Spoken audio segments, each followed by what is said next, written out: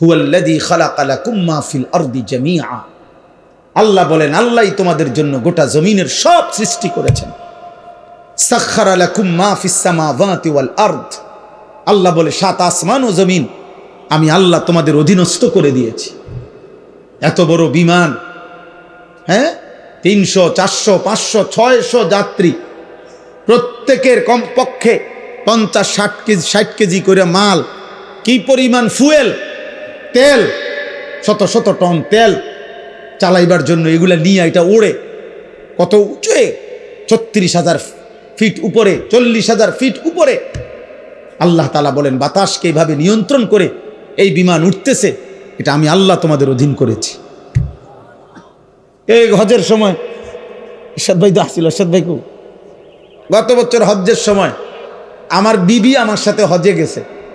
তো এই যখন বিমান আকাশে উঠতেছে, আমার পাশে বসা, আমি শুধু এমনি বললাম, আর এই বোঝুনি কোনানে আসি, এটা কদ্দুর উসরে বুঝছো, এটা যদি লড়ে সাথে সাথে কইডি কইেন না, বেডিত মানুষ না, মহিলা মানুষ তো ভয় পায়, ইডি কইেন না, মানে এটা যে কমু হে এটাই কাঁপা শুরু করছে, এইগুলো বললেন না, মানে কি ব্যাপার, এটা কি আশ্চর্য ব্যাপার, কত হাজার টন মাল মানুষ ওজন নিয়ে আসে উঠতেছে। আল্লাহ তাআলা বলে, বান্দা এটা আমি করেছি। কে করেছে? আওয়ালাম ইয়ারাউ ইলা তাইরি ফাওকাহুম সাফাতিন ওয়া ইয়াকবিদ। আল্লাহ বলে, বান্দা আমার কুদরত দেখবা, আমি একটা কুদরত তোমারে দেখাই, আকাশের এই উড়ন্ত পাখি, ওটার দিকে দেখো তো।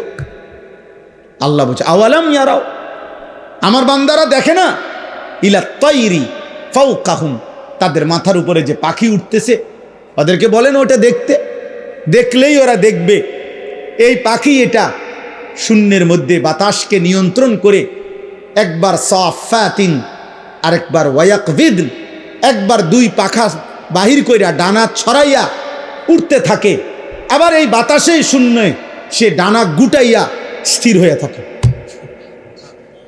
আল্লাহ বলে, এটা কে করছে? মা ইউমসিকুহুন্না ইল্লার রহমান। আল্লাহ বলেন, পাখিকে শূন্যের মধ্যে এভাবে ডানা ছড়িয়ে উঠতে দেওয়া, আবার ডানা গুটাইয়া স্থির করে রাখা, এটা শুধু কেবল আমি আল্লাহ ছাড়া আর কেউ করছে না। কে? মা ইউমসিকুহুন্না ইল্লার রহমান।